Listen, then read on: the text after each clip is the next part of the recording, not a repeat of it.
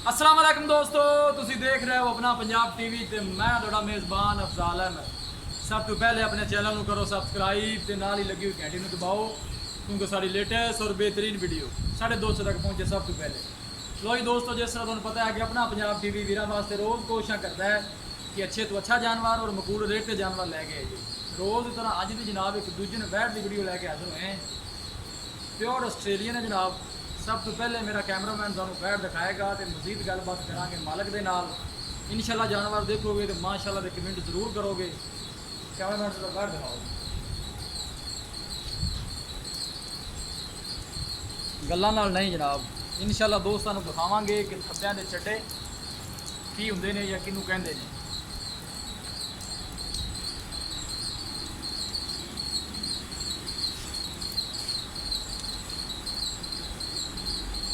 खूबसूरती वाली कोई कमी नहीं जनाब।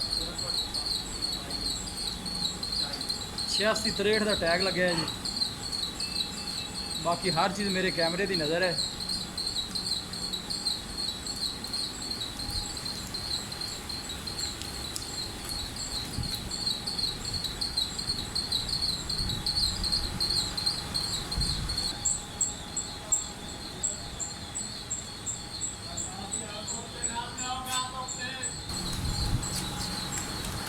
कैमरे थोड़ा डरती है जी। चीज़ माशाल्लाह बहुत खूबसूरत है। 10 फुट लंबी वेल है बैठ दी।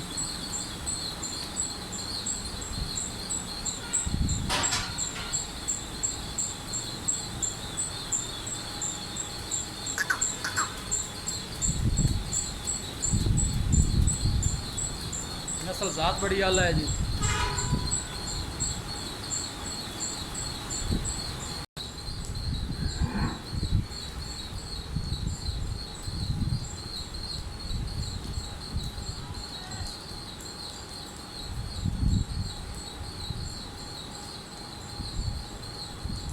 दस फुट लंबी वेल है जनाब।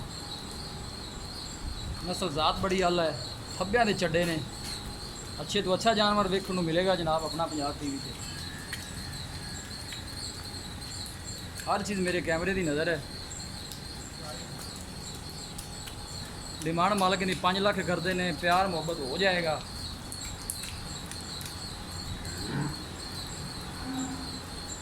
चार दिन हो गए ने सूई नू। पिछे बच्ची है, बच्ची भी तुहानू दिखा देने जनाब।